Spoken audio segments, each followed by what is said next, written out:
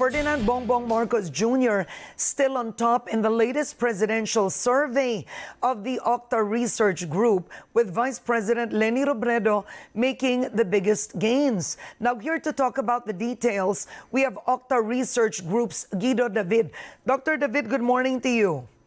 Hi, good morning, Karen. All right. So I just want to show the survey right now. So this was conducted April 2 to April 6.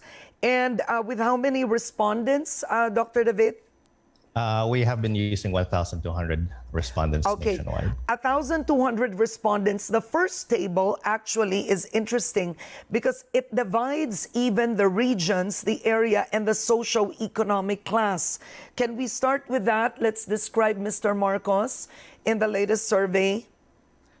Yes, Karen. So former Senator Bongbong Marcos had 57%, as you mentioned. In NCR, it's actually pretty close. It's interesting. We're seeing more or less within the margin of error. Bongbong Marcos and Isko Moreno have 35, and Vice President Leni has 25% of the votes there. But in Balanced Luzon, Bongbong Marcos has a big lead, 66%, and then followed by Leni with 21%. And in Visayas, he also has a substantial lead, 56% to Leni's 23%. And in Mindanao, Bongbong has 50% and Leni has 23%. Yeah, but what's quite interesting with Mr. Marcos's numbers is the fact that he is, he's hitting more than 50% with the A to E market. That's across the board.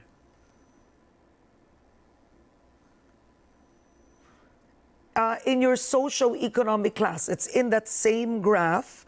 Mr. Marcos, ABC is at 51%, D is 59%, E is 44%. It's that same graph we first showed, which is quite interesting simply because you do have, for example, Manny Pacquiao, Isko Moreno, who would be coming with their own personal stories, their background that should resonate with the D and E class, or even Leni Robredo that would resonate more with the CDE. And yet, you have the CDE that's with Mr. Marcos.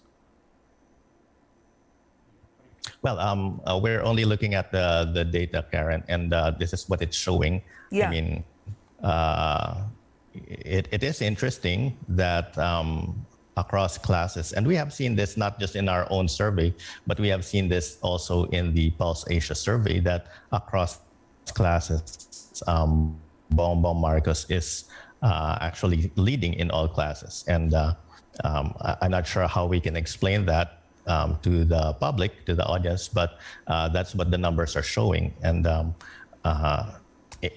it has been consistent throughout this time. In fact, it's a bit surprising to us that in E, Bongbong actually has a 44% small lead against Leni. Yeah, but 44 to 33 versus Leni, and that's actually not a very substantial lead. If that were the overall numbers, we would call it a close race at this time. If their overall numbers were 44 to 33. Okay, now you also have another table that actually now distinguishes among age groups. And I found this quite interesting too, if we can show that, because you have Mr. Marcos leading with dramatically the 18 to 24-year-olds. That would be the first-time voters, those that are newly registered this coming elections. Yeah, I find that interesting as well, Karen, because anecdotally, we're hearing that a lot of the first-time voters may be voting a certain way, and the data is showing that it's actually not the case. In fact, if you're looking at Leni's numbers, she actually has better numbers across some of the middle-aged people. Yeah.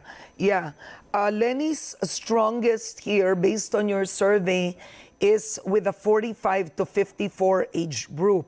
So even if we include some historical factors here, those who have, let's say, joined the People Power Revolution, those who have seen the last days of martial law, that would be with the age group of 55 up, right? So you have Robredo hitting 26%. But it seems that Mr. Marcos has already, whatever has happened in the past, because his numbers is 54% in that same age group. Well, again, Karen, if we're looking into the insights of this, it's it's an interesting scenario that even those who have experienced, Yeah. Okay. the Now, past. are you able? Is Octa? That includes me, yeah. Yeah. No, is Octa Research Group able to at least, analyze the numbers? Why are they like this? Because you do know the effect of surveys when it comes out. Some have said it can condition the public's mind. So have you at least, is there an analysis that follows this survey?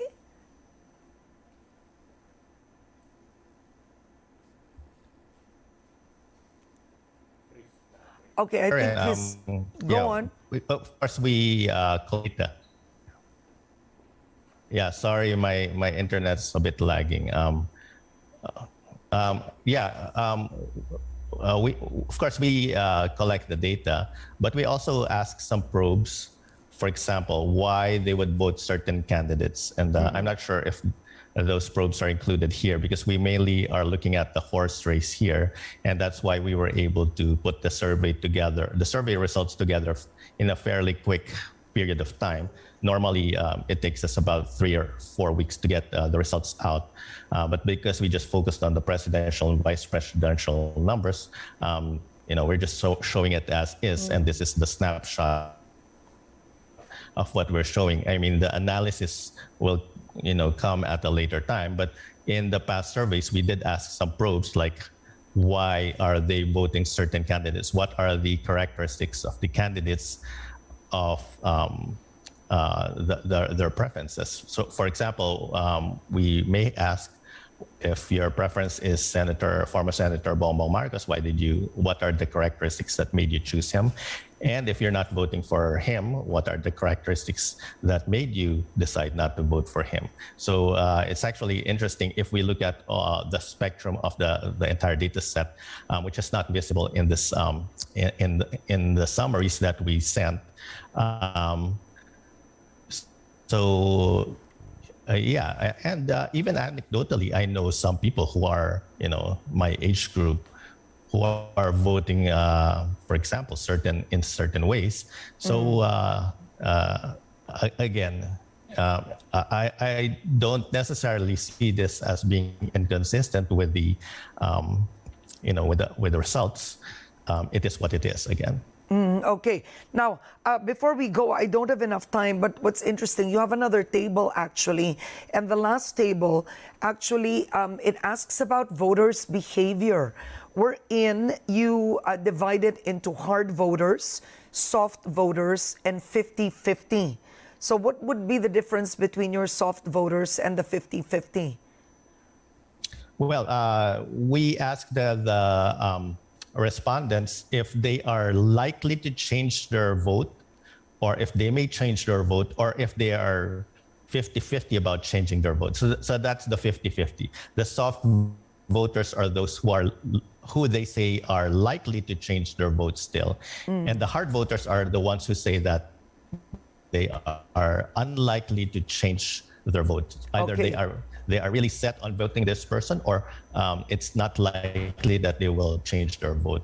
But that's the difference between the 50-50. The 50-50 seems like it's a toss-up. They might change their vote or they might stay with that candidate. Okay. And based on your survey, Mr. Marcos has hardcore voters at 43%. Yes, that's what it's showing, Karen. So it seems like there are people who are 43 bigger definitely going with him. At least, that's what they responded in the survey.